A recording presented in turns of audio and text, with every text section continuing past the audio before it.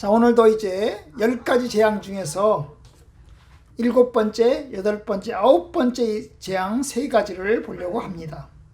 자, 첫 번째, 가장 첫 번째 3가지는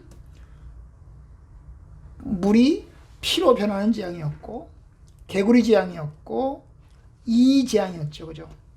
그리고 두 번째 3가지는 파리 재앙이었고, 그리고 가축이 전염병이 들려가지고 죽는 재앙이었고, 그 다음에 악성, 종기, 피부병이 걸리는 그런 재앙이었습니다. 우리가 이제 이런 재앙들을 보면서 가장 첫 번째 3개보다는 두 번째 3개가 더 강도가 셌어요. 그죠? 그리고 가축들이 죽기도 했습니다. 거기다가 이 두 번째 재앙일 때는 이스라엘 백성들은 재앙이 없었습니다. 이집트 사람들만 재앙을 당했습니다. 점점 세졌고, 그리고 피해는 애굽 사람들에게만 피해가 돌아갔던 것입니다. 자, 오늘은 이제 10가지 재앙 중에서 7, 8, 9 3가지 재앙을 보려고 합니다. 바로 우박, 메뚜기, 흑암 재앙입니다. 자, 두 번째 재앙, 두 번째 3개보다는 세 번째 3개가 피해가 더 큽니다.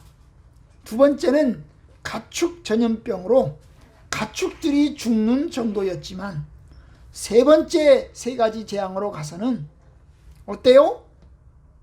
채소들이 죽고 나무들이 죽고 이런 것까지 오는 그런 재앙이었습니다. 나무가 꺾이고 불타기까지 했습니다. 그리고 메뚜기가 나타나서는 그 메뚜기가 또 채소를 막 갉아먹고 나무 열매들까지 다 갉아먹어서 사람들이 먹을 것조차 없어지는 그런 재앙이었습니다. 거기다가 이 재앙은 이스라엘 사람들에게 역시 피해가 없었습니다. 이스라엘 사람들이 사는 지역은 피해가 없이 애굽 사람들만 사는 지역만 큰 피해를 당했습니다. 하나님은 철저하게 이스라엘의 하나님이시고 이스라엘을 돌봐주시는 그런 하나님이었습니다. 그리고 이렇게 재앙이 흘러가는 동안 바로의 마음은 조금씩 약해져 가고 있었습니다. 처음에는 이스라엘의 출애굽을 절대로 안 된다고 그랬어요. 절대로 안 된다. 안 돼. 안 돼. 안 돼. 그랬어요. 그런데 이제 조금씩 누그러져 가는데 어떻게 해요? 남자들만 가. 우리는 다 가야 되겠어요. 그 다음에 어떻게 됩니까? 그럼 애들도 데리고 가. 짐승들은 데리고 가지 마. 안 돼요. 우리는 다 가야 돼요. 짐승까지 다 가야 돼요.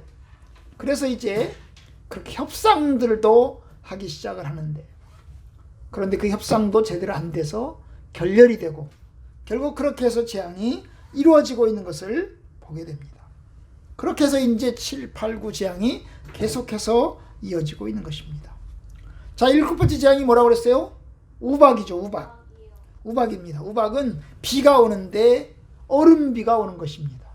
그런데 오늘 본문에 보면 우박만 오는 게 아닙니다. 뭐까지 와요? 천둥 번개까지 옵니다. 벼락까지 칩니다. 천둥 번개가 치면 벼락이 치는데, 그 벼락이 치면 뭐가 붙어요? 불이 붙어요. 그죠?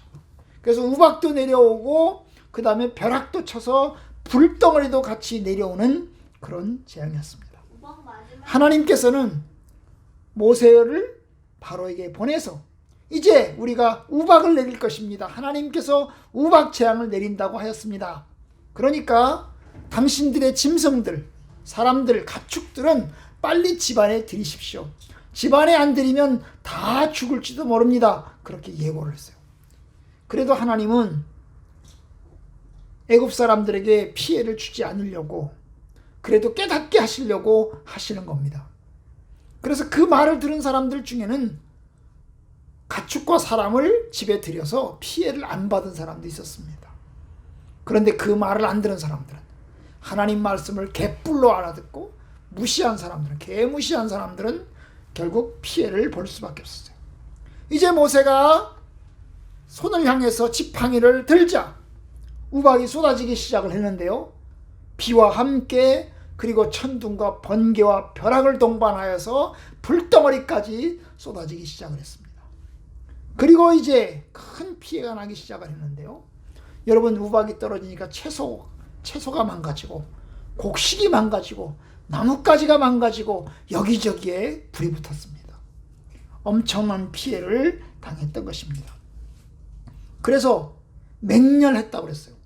불덩어리가 우박과 함께 쏟아지면서 아주 맹렬하게 쏟아졌습니다. 그런데 이스라엘 백성들이 사는 고센 땅에는 피해가 없었습니다. 이스라엘 백성들만 하나님께서 지켜주신 것이죠. 이제 결국 바로가 모세를 불러드립니다. 급하게 불러드립니다. 내가 잘못했다. 나를 좀 용서해다오. 그러면서 이제 어떻게 합니까? 제발 이 재앙을 좀 끝나게 해줘. 부탁을 합니다. 그래서 이제 모세가 그 말을 듣고 재앙을 끝나게 해줍니다. 사실 그 바로가 보내겠다고 약속도 안 했는데 끝나게 해줘요. 왜? 안 보낼 줄 알면서도 하나님이 끝나게 해주십니다. 왜냐? 어차피 10번째 재앙까지 갈 거니까. 10번째 재앙까지 갈 거니까 하나님께서 끝나게 해주시는 것입니다.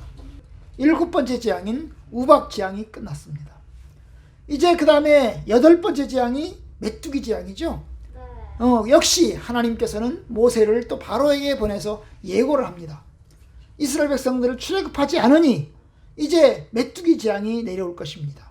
그래서 그 메뚜기가 곡식들을 갉아먹고 나무 열매를 갉아먹고 사람들의 집에도 여기저기에 아주 엄청나게 많이 몰려들 것입니다. 그렇게 예고를 했어요. 그 예고대로 모세가 이제 지팡이를 또 하늘을 향해서 드니까 메뚜기가 날아들기 시작을 하는데 엄청난 메뚜기가 날아들었어요. 어느 정도였냐? 메뚜기 떼가 너무 많아가지고 해가 안 보일 정도로 바깥이 캄캄할 정도로 메뚜기가 엄청나게 몰려든 것입니다. 그리고 이제 메뚜기가 먹어치기 시작을 하는데 곡식과 채소와 이제 나무 열매를 갉아먹기 시작을 했습니다. 엄청나게 갉아먹었어요.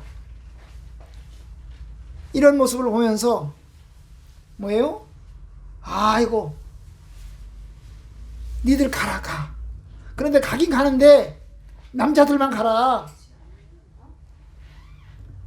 그렇게 이야기를 합니다. 그런데 여러분 바로의 신하들도 아유 빨리 보냅시다. 이 사람들 빨리 보냅시다. 안 보내면 우리가 너무 힘들어요. 빨리 보냈으면 좋겠습니다. 빨리 보냅시다. 그래가지고 바로 왕을 설득을 했는데 그래서 협상을 합니다.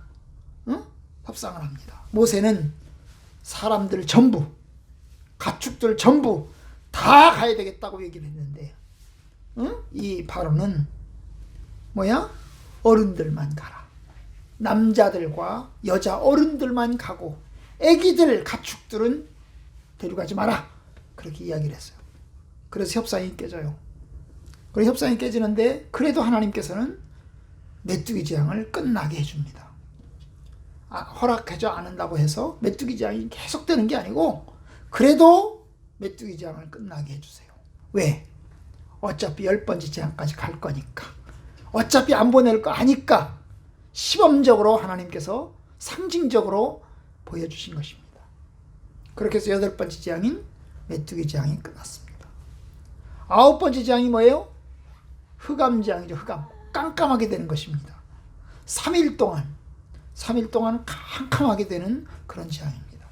이 재앙은 미리 예고도 안 했습니다. 사실 9번째 재앙만 예고 안 한 게 아니고 369, 3번째 재앙, 6번째 재앙, 9번째 재앙, 이 369 재앙을 예고 없이 재앙이 이루어졌던 것입니다. 모세가 또 하늘을 향해서 손을 내밀자 흑암이 생겨나고 3일 동안 캄캄한 흑암이 시작되었는데 사람들이 깜깜하니까 서로 얼굴을 쳐다보지 못하고 밖으로 나가지 못하고 오직 밤만 계속되었습니다. 반면 이스라엘이 살았던 고센 지방은 환했어요. 그죠? 응? 흑암 재앙이 없었어요. 하나님이 특별히 은혜 베풀어 주신 것입니다. 결국 이제 바로가 모세를 불러가지고 제발 이 재앙 좀 끝나게 해달라 요청을 합니다. 그리고 너희들 가라. 애기들까지 데리고 가라. 애기들까지. 가축만 빼고 애기들까지 데리고 가라. 사람은 다 가라. 그렇게 얘기합니다. 근데 모세는 우리는 가축까지 다 가야 됩니다. 가축까지 안 가면 안 됩니다. 왜냐? 가축을 가지고 가야 거기서 하나님 앞에 제사로 바치고 제물도 바치니까 가축을 가지고 가야 됩니다. 라고 이야기를 했어요. 결국 협상이 깨졌습니다. 그래도 하나님께서는 흑암재앙을 3일 동안만 허락해 주셨습니다. 역시 상징적인 것입니다. 흑암이 목적이었다면, 이스라엘 백성들을 출애굽시키는 게 목적이었다면 계속해서 흑암이 이루어졌으면 되었겠죠. 근데 3일 동안만 이뤘습니다. 그러니까 여러분, 이 9번째 이르는 재앙까지 다 상징적인 거예요. 상징적인 거예요. 계속해서 이가 생기고, 계속해서 메뚜기가 생기고, 계속해서 우박이 쏟아지고, 이게 아니고 내가 잘못했다, 좀 이거 좀 없애달라, 이렇게 얘기하면 하나님이 풀어주시고, 그런데 그것은 바로의 마음이 변화되지 않았다는 사실을 알면서도 하나님이 풀어주시는 겁니다. 그 요구대로 그대로 들어주시는 것입니다. 그렇게 해서 이제 9번째 재앙이 끝이 났습니다. 자, 9번째까지 재앙이 끝이 났습니다. 마지막에 헤어지면서 얘기를 했어요. 뭐라고 얘기했어요? 바로 왕이 이제 다시는 내 앞에 나타나기만 해봐라. 너 죽여버리겠다. 너 내 앞에 나타나지 마. 다시는 나타나지 마. 나타나면 죽일 거야. 그렇게 이야기를 했어요. 그래서 바로도 알았다고. 내가 다시는 나타나지 않겠다고. 다시는 당신 얼굴을 볼 일이 없다고 이야기를 했어요. 응? 그러면서 이제 헤어졌지요. 근데 여러분, 나중에 바로가 모세가 만났을까요? 안 만났을까요?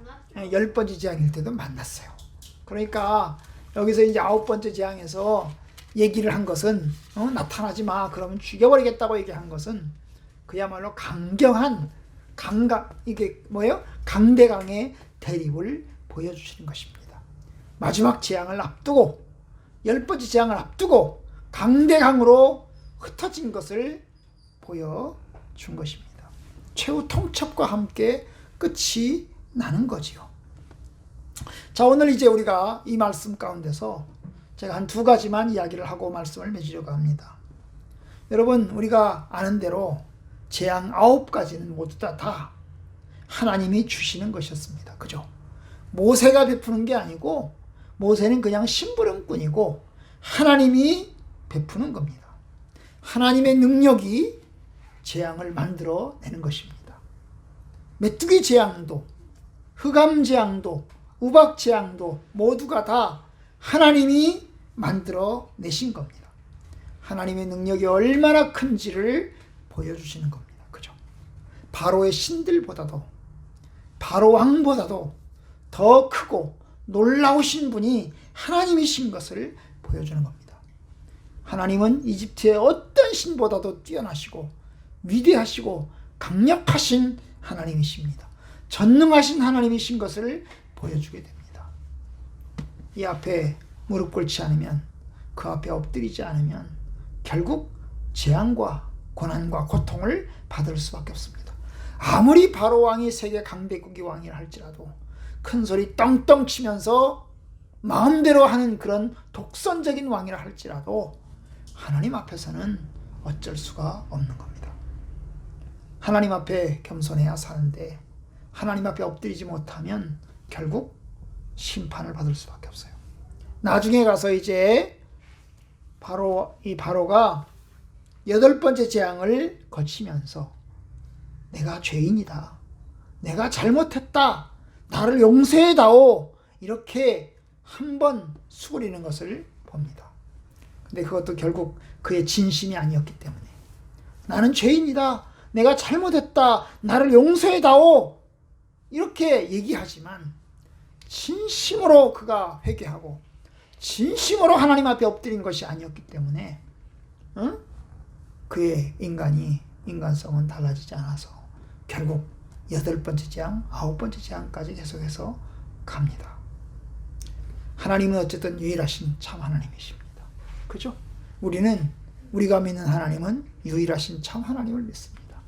아브라함의 하나님, 이삭의 하나님, 야곱의 하나님, 그리고 모세 시대의 하나님, 그리고 10가지 재앙을 일으키신 하나님을 우리는 믿습니다. 그죠? 사람들은 하나님이 없다고 얘기합니다. 야, 네가 믿는 하나님 어디 있냐? 야, 네가 믿는 하나님 종이 호랑이지? 야, 니네 하나님 그거 없잖아. 가짜야, 가짜. 없어. 그렇게 세상 사람들은 우리에게 이야기를 합니다. 우리는 어떻게 하나님을 증명할 수 있을까? 사실 말로 증명할 수 없습니다. 아무리 말로 설명한다 할지라도 그 사람들을 믿게 할 수 없고 그 사람들을 엎드려뜨리게 할 수 없습니다. 오직 하나님이 하나님 자신을 드러내는 수밖에 없는 겁니다. 그죠? 바로 모세 시대에 하나님 자신이 하나님을 드러내신 것처럼. 그런데 신약에 와서는 하나님께서 하나님 자신을 드러내는 방법을 어떻게 드러내십니까? 예수님이 십자가에 못 박혀 죽으심으로 드러내십니다. 예수님께서 십자가에 못 박혀 죽으심으로 드러내세요. 사람들은 외쳤습니다. 야! 예수가 무능하구나. 예수가 능력이 없구나. 예수는 인간에 불과하구나. 그렇게 외쳤지만 하나님께서는 예수님이 십자가에 죽으실 때 그냥 십자가에 죽도록 그냥 놔두셨지만, 그러나 여러분, 하나님은 살아계신 하나님이셔서 예수님을 다시 사흘 만에 다시 살리셨습니다. 부활시키신 것입니다.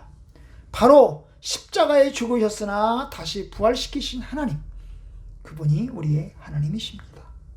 여러분, 그 하나님이 우리의 기도를 들으시고 우리와 함께 계십니다. 비록 사람들의 눈에는 보이지 않아서 아무것도 안 하는 것처럼 보이지만 역시 하나님은 하나님이십니다. 하나님께서는 우리의 전능하신 하나님이십니다. 자, 이제 우리가 또 하나 볼 것은 이 재앙이 9번째까지 왔어요. 그죠?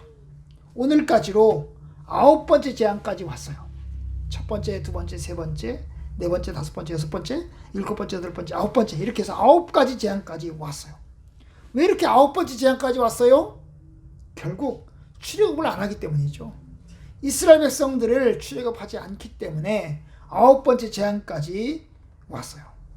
점점 강해지고 점점 피해가 커지고 고통도 많이 당하고 나중에 와서는 신하들이 보내자고, 이스라엘을 보내야 되겠다고, 우리가 지금 망하지 않겠냐고 이렇게 이야기를 하면서 바로 왕을 설득하지만 결국 바로 왕은 끝까지 거부합니다.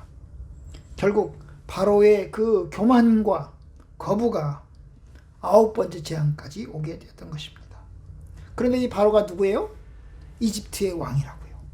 이집트의 왕이 결정을 어떻게 하느냐가 중요한 거죠. 이스라엘을 보내기로 결정하면 재앙이 끝나고 이스라엘은 가는 건데, 바로 왕이 이스라엘을 출애굽을 막고 거부하면 결국 재앙은 계속되고 피해는 고스란히 이집트 사람들이 다 몽땅 받게 되는 것입니다. 여러분, 지도자가 중요한 거예요. 지도자가. 이집트의 지도자 왕이, 파라오 왕이 결정을 어떻게 하느냐에 따라서 재난을 당하기도 하고 재난을 피하기도 할 텐데, 파라오가 계속해서 교만하는 순간에 이집트의 재앙은 계속되고 있습니다. 지도자가 참 중요해요. 한 나라의 지도자가 대통령인데요. 대통령이 참 중요해요. 대통령이 올바르게 정치를 하고 하나님을 두려워하면 나라가 평안하지만, 대통령이 교만하고 하나님의 말씀대로 안 들으면 온 나라가 힘들고 어려워지는 것입니다. 마찬가지죠, 그죠? 그러니까 지도자가 중요한 거예요. 지도자의 악이 국가적인 어려움을 가져오는 겁니다. 파라오의 그 교만과 거부가 이집트의 엄청난 고난과 어려움들을 가져오는 것입니다. 우리는 그런 면에서 우리나라 위정자들이 잘 다스릴 수 있도록 기도를 해야 돼요. 사실 우리가 할 수 있는 것은 별로 없어요. 우리가 요구를 하고 목소리를 높일 수 있지만, 바로의 신하들이 요구를 하고 목소리를 높였지만 결국 바로가 거절하잖아요. 그죠? 어쩔 수가 없어요. 그래도 그나마 우리나라는 다행인 것이 5년 지나고 나면 대통령을 다시 뽑을 수가 있어요. 5년 지나고 나면 다시 대통령을 뽑을 수가 있어요.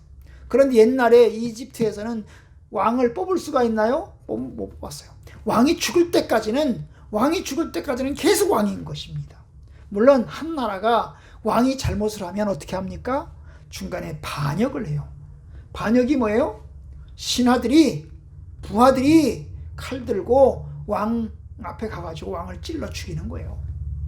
왕을 찔러 죽이는 거예요. 그러면 그게 쿠데타예요. 쿠데타고 오반인 거예요. 그렇게 해서 왕을 바꾸치는 거예요. 바꿔치면 결국 정권이 바뀌는 거죠. 그때까지는 어쩔 수가 없었어요. 그런데 우리나라는 그래도 5년마다 한 번씩 대통령을 뽑을 수 있어요.